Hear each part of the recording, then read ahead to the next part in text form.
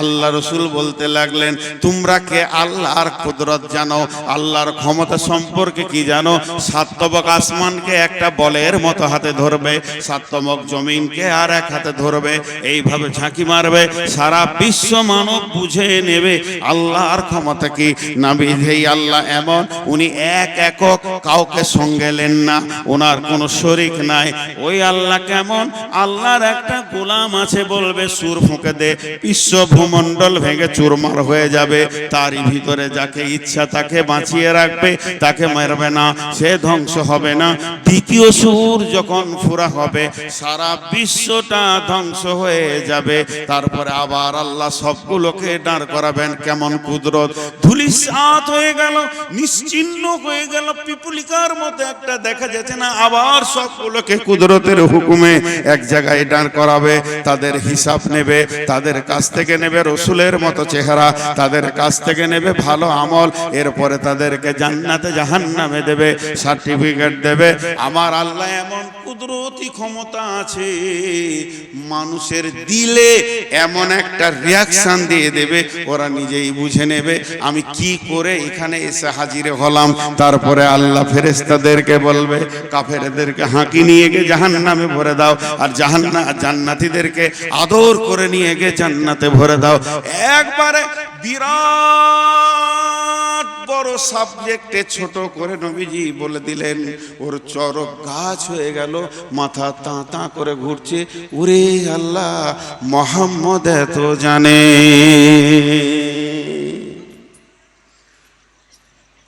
জি ভাই, আমরা নিজেদেরকে ভাবি না।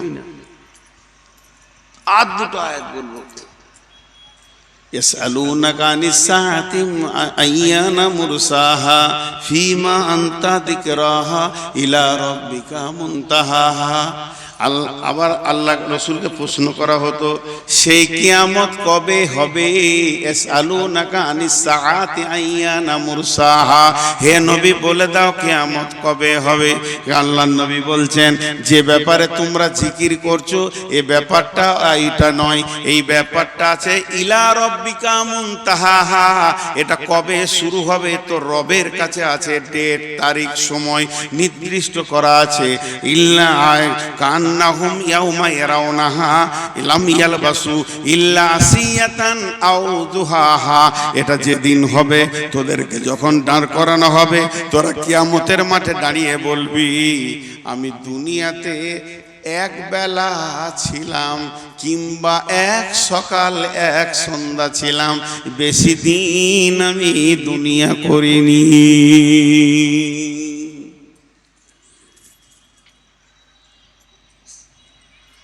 সূরা মুলকের ভিতরে বলছেন, ওয়ায়াকুলুনা মাতা হাযাল ওয়াদু ইন কুনতুম সাদিকিন। কুল ইন্নামাল ইলমু ইনদাল্লাহি ওয়া ইন্নামা আনা নাযীরুম মুবিন। হে নবী, তুমি বলে দাও কিয়ামত কবে হবে। নবীজি বলছেন, না, এটা আমার বলার বিষয় নয়, এ বিষয়টা আল্লাহর কাছে রয়েছে। আমি শুধু তোমাদেরকে ভয় দেখানোর জন্য এসেছি, আমি নির্দিষ্ট কিয়ামতের ডেট নিয়ে তোমাদের কাছে আসিনি।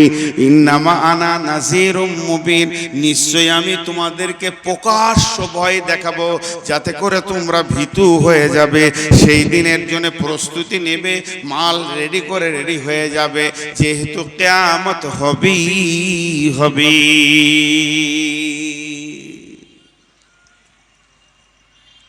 আমার ভূমিকা শেষ। ভূমিকাটাকে আমি 1 মিনিটে গোটাবো। 1 মিনিট লাগবে না, 30 সেকেন্ড। এতক্ষণ আমি যা বললাম তাতে করে একটা বহির প্রকাশ হলো, কিয়ামত হবেই।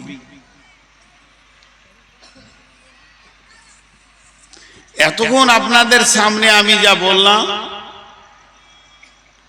তার টোটাল একটা অঙ্ক দেখা গেল, অ্যামাউন্ট পাওয়া গেল, কিয়ামত হবেই, এই জিনিসটা পাওয়া গেল। তাহলে সেটা কত দূরে, সেটা কত দূরে? বিশ্বনবী এত দূর বলেছেন,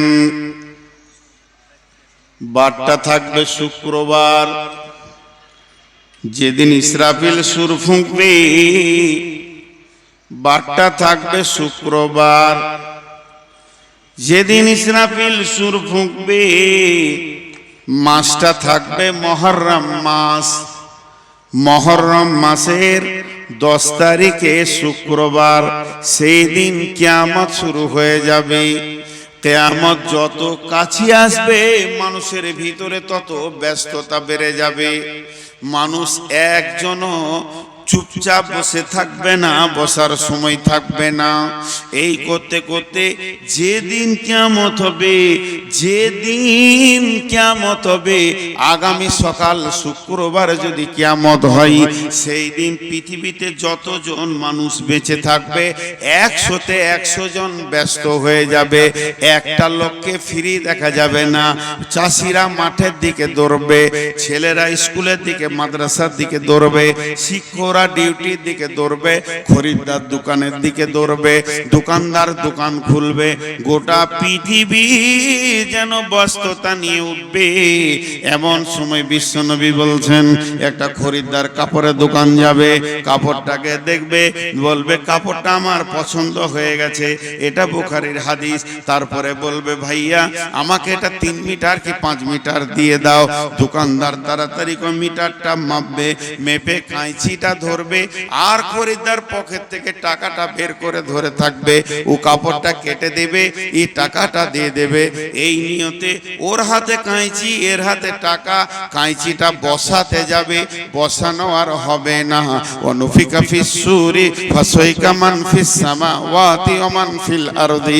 ওই অবস্থায় ইসরাফিল সুর ফেঁকে দেবে, হাত থেকে কাঁচি পড়ে যাবে, হাত থেকে টাকা পড়ে যাবে। মানুষ নাফসি নাফসি নাফসি নাফসি নাফসি নাফসি নাফসি নাফসি নাফসি নাফসি করবে। এই জন্য সূরা নাজিয়াতে ওরা বলেছে, আবার কি আমাদেরকে ফিরে আসতে হবে? গলে যাব, পচে যাব, কবরে মাটি হয়ে যাব, এরপরে কি পুনরুত্থান হবে নাকি? আল্লাহ বলছে হবে। এমন পুনরুত্থান হবে, ফাইন্নামা হিয়া জাসরাতু ওয়াহিদা ফাইদা হুম বিসাহিরা। একটা হুঙ্কার মারবো আর তোদেরকে কিয়ামতের ময়দানে দাঁড় করিয়ে দেব। তখন ওইখানে ওরা বলছে, এটা তো সব থেকে নোকসানের কথা।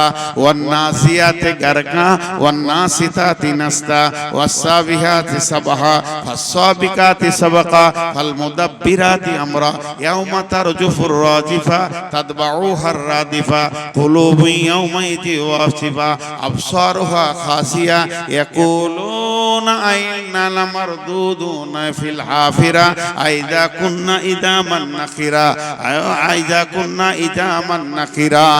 আল্লাহ তাবারক ওয়া তাআলা বলছেন, ওরাই বলবে গলে পচে যাওয়ার পর কি আবার পুনরুত্থান হবে?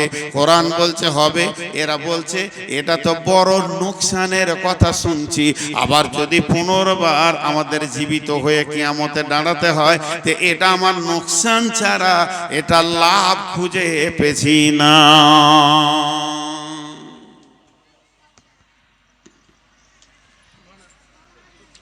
কি হয়েছে? বলছিলাম কি, মৌলানা মুফতি রাইহান উনি 3,70,000 কথা বলেন মোবাইল। আমি বায়ানের মাঝে কি করে তো করবো? তাহলে আমি কালেকশন শুরু করে দিই। আপনারা যা বলবেন আমি শুনবো, কারণ আপনারা কমিটি। আমি এতটুকু আপনাদের কথার বাইরে যাব না।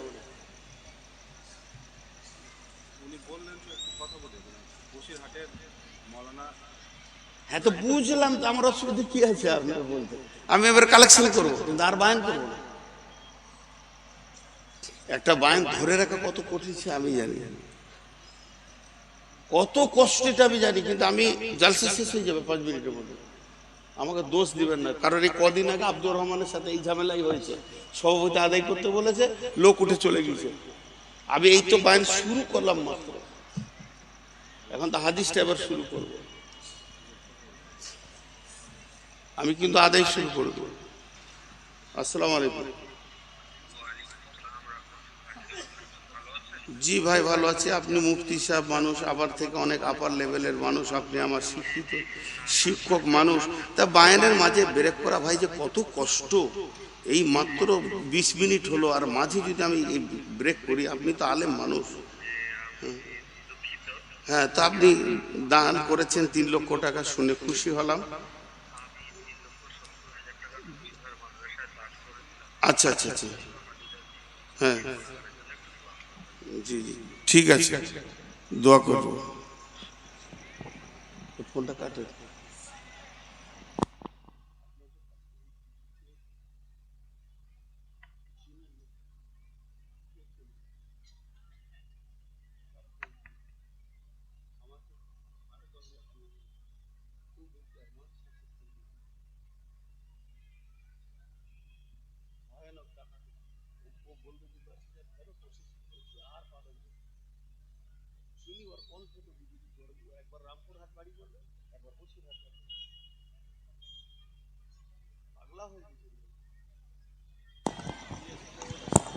তার চোখও খারাপ।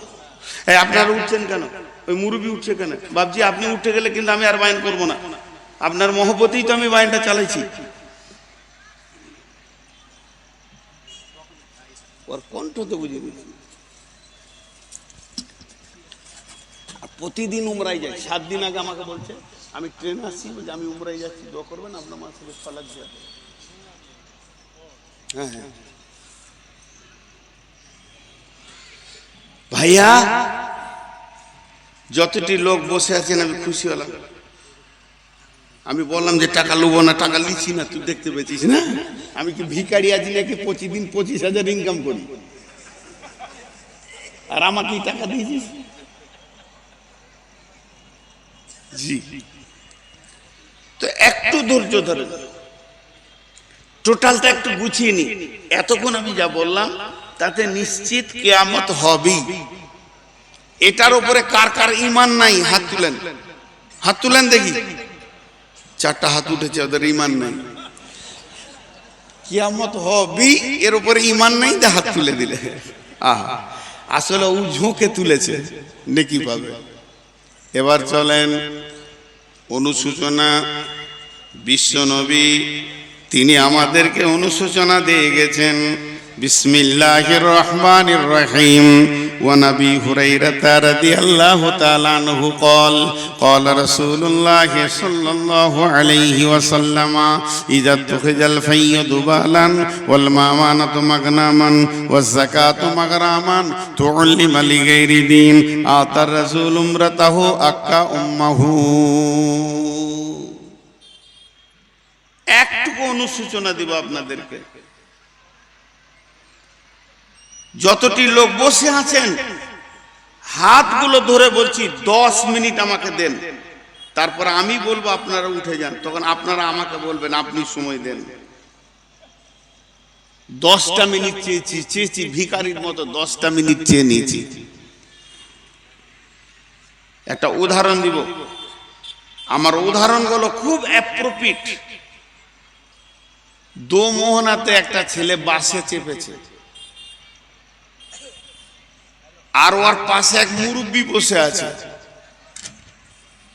আর ওই সিটের পেছনে আমার মতো বদমাস লোকটা বসে আছে।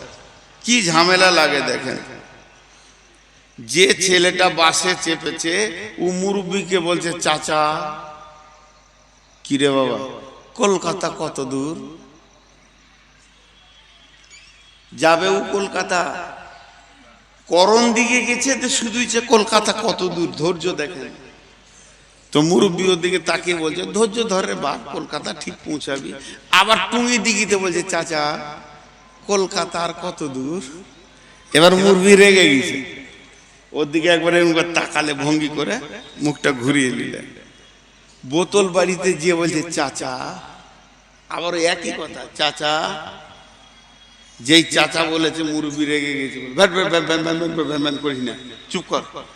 আমার মতো রাগী লোক, আমি তো একটা বদমাস লোক, উঠে ওর মাথায় হাত দিয়ে বলছি, তোর মাথা বেরেন চলে গেছে নাকি রে, ঠুকে দিব তোর মাথাতে, টুঙ্গি দিকে থেকে কলকাতা, কলকাতা দেখেলে কলকাতা, এখান থেকে দেখেলে কত দূরে।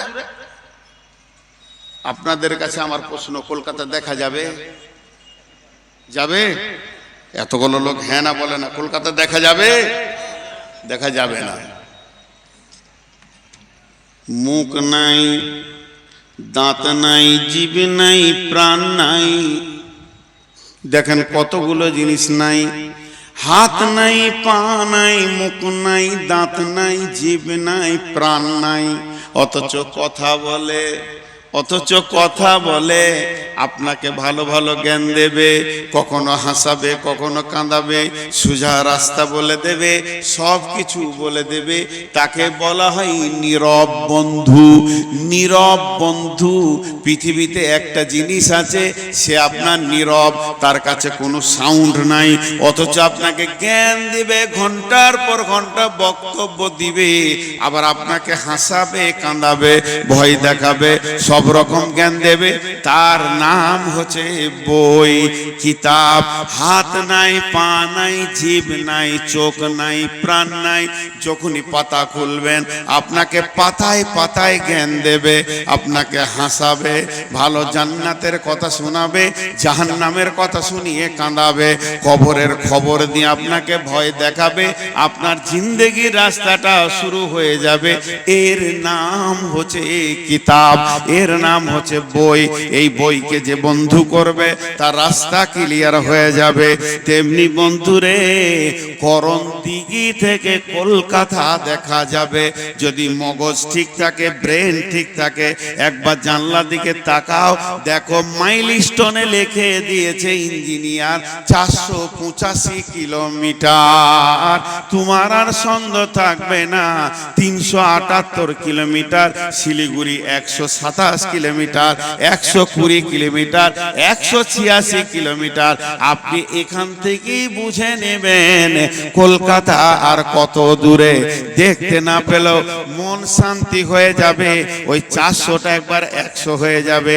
গাড়ি চলতে চলতে ওটা 90 হবে, 80 হবে, ওটা 70 হবে, 60 হবে, 50 হবে, 40 হবে, 30 হবে, 20 হবে, 10 হবে, 9 হবে, 8 হবে, 7 হবে, 6 হবে, 5 হবে, 4 হবে, 3 হবে, 2 হবে, 1 হবে, 0 লেখা থাকবে। ওটাই হলো কলকাতা। আপনার গতিশীল জীবনটা আগাবে, কলকাতার দিকে আগাচ্ছে। এর জন্য কোরআনে আছে, অচিরি তোমার কাছে কিয়ামত আসছে, এটা নয় তুমি কিয়ামতের দিকে যাচ্ছ। সাবধান হয়ে যাও, একদিন তোমার সঙ্গে কিয়ামতের মোলাকাত ঘটে যাবে। তাহলে এই মাইলস্টোনটাকে, এই রোডটা যে ইঞ্জিনিয়ারকে টেন্ডার দেওয়া হয়েছে, এই রোডটা যে কন্ট্রাক্টর টেন্ডার নিয়েছে, রোডটাকে ঠিক করবে, রুদেলের রোডটাকে ঠিক করবে, বোতলবাড়ি পর্যন্ত, গোয়াগাঁও পর্যন্ত, বাজারগাঁও পর্যন্ত, কিষানগঞ্জ পর্যন্ত ঠিক করবে। যে ইঞ্জিনিয়ার রোডটা ঠিক করবে, সে পিচ ঢালবে, পাথর ঢালবে, সব কিছু করবে। শুধু এইগুলোই তার কাজ নয়, পাশে পাশে থাকে প্রতি কিলোমিটারে মাইলস্টোন বসাতে হবে। এটাও একই টেন্ডারে চলে আসে। কোন জায়গায় বোর্ড থাকবে, কোন জায়গায় থাকবে না, কোন জায়গায় পাথর থাকবে, সব কিছু টেন্ডার বের হয়ে যায়। তাহলে বিশ্ব নবীকে পৃথিবীতে পাঠানো হয়েছিল এই উম্মতকে জান্নাতের রাস্তা দেখানোর জন্য। বিশ্ব নবীকে পৃথিবীতে পাঠানো হয়েছিল এই উম্মত জান্নাতে যাবে, সেই রাস্তাটা তুমি ধরিয়ে দাও, হাত ধরে রোডে তুলে দাও। তাহলে কিয়ামতটার কত দূর? তার মানে এই রোডটা জান্নাতে যাওয়ার রাস্তাতে মধ্যখানে কবর থেকে নিয়ে কিয়ামত পর্যন্ত একটা ঘোর জঙ্গল আছে। ওইটা বড় ভয়াবহ জায়গা। কবর থেকে নিয়ে কিয়ামত পর্যন্ত ফুলসেরাতটা যখনই পেরে হয়ে যাবে, ব্রিজটা যখনই পের হয়ে যাবে, নিজের ঘরে চলে যাবে, আর চিন্তা নাই। তাহলে ওই অন্ধকার জঙ্গলটা কখন আমরা পার হব আর কত দূরে আছে? বিশ্বনবী বলে দিয়েছেন, ইঞ্জিনিয়ার বলে দিয়েছেন, আল্লাহ রোডে টেন্ডার কন্ট্রাক্টর বলে দিয়েছে, খামসা আসারা খাসলাতান মিন উম্মতি, খামসা আসারা খাসলাতান মিন উম্মতি, মিন উম্মতি, মিন উম্মতি, মিন উম্মতি, মিন উম্মতি, মিন উম্মতি মুখস্থ করলেন। নবীজি বলছেন 15টা জিনিস যখন আমার উম্মতের কাছ থেকে তোমরা পাবে, 15টা জিনিস যখন আমার উম্মতের কাছ থেকে পাবে। নবীজি ইহুদির কথা বলেনি, নাসারার কথা বলেনি, শিখের কথা বলেনি, পাঞ্জাবির কথা বলেনি, মাজুসির কথা বলেনি, অগ্নি পূজকের কথা বলেনি, মূর্তি পূজকের কথা বলেনি, ব্যানার্জির কথা বলেনি, চ্যাটার্জির কথা বলেনি। পৃথিবীতে যত জাতি আছে সবাইকে ছেড়ে দিয়ে নবীজি নিজের উম্মতের কথা বলেছে। হযরতে আবু হুরায়রা বর্ণনা করছেন, আল্লাহর নবী বলেছেন, হে বিশ্ববাসী রে, আমার উম্মতের কাছ থেকে যখন 15টা জিনিস দেখতে পাবে, 15টা জিনিস দেখতে পাবে, জেনে নাও কিয়ামত কাছিয়ে গেছে। এইটা আজকে আমার বাণী।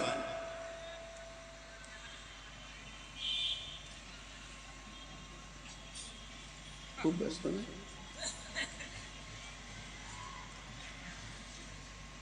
কানে ঢুকছে না। কি হবে সমাজ চিন্তা করে। ওর কানের কাছে একটা বক্তা বকছে, ওর মোবাইল চালাইছে, ফেসবুক চালাইছে না ইউটিউব চালাইছে না কি সেট করছে। জাতি নষ্ট হয়ে গেছে।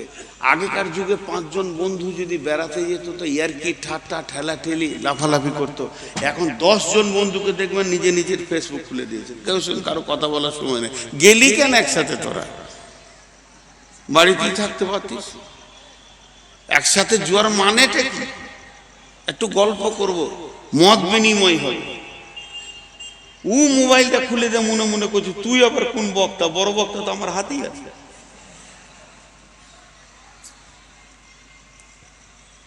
আহা, পানি খাই। এই দৃশ্যটা দেখলাম, কি পানি? ও আচ্ছা আচ্ছা, মাশাআল্লাহ। এবার আমি শুরু করছি। আল্লাহ রসুল আফসোস করে বলছে আমার উম্মতরা এগুলো করবে। 1 নম্বরটা বাদ দিয়ে বলবো। 1 নম্বরটা খুব লোড, খুব ভারী, ওজন খুব, আপনারা নিতে পারবেন না। ওই জন্য 1 নম্বরটা বাদ দিয়ে বলবো না। 1 নম্বরটা বলবো, খুব সাবধান। কিন্তু বিশ্বনবী বলছেন, নাম্বার 1, ইযা তুখিজাল ফাইয়ুদু বালান, ইযা তুখিজাল ফাইয়ুদু বালান, জনসাধারণের মাল মিম্বার প্রধানে লুটে খাবে। সরকারি বরাদ্দ টাকা, বিপিএল এর টাকা, ইন্দিরাবাসের টাকা, সড়ক যোজনার টাকা, কন্যাশ্রীর টাকা, রূপশ্রীর টাকা, বিদ্যালয় নির্মাণের পুনর্নির্মাণের টাকা, যত সরকারি কাজের বরাদ্দ হবে ওই বরাদ্দটা লিখবে একটা আর মাল দিবে আর একটা। ইজা তুখিজাল ফাইয়ুদু বালান, আমার উম্মতের ভিতরে মুসলমান যে নেতা আছে, পঞ্চায়েতের প্রধান আছে, অন্য জাতিরা খাবে, তাদের সঙ্গে আমাদের সম্পর্ক নাই। তাদের সুদ হালাল, তাদের মাল মেরে নেওয়া হালাল, লুটে নেওয়া হালাল। কিন্তু ইসলাম তো এর ব্যাপারে কথা বলেছে, জনসাধারণের মাল নেতারা লুটে লুটে খাবে। আর মিম্বার প্রধান মিলে সঙ্গে ডিলারকে নিয়ে টন টন চাল ডান দিক থেকে বাঁ দিকে চলে যাবে। এটা হলো কিয়ামতের আলামত।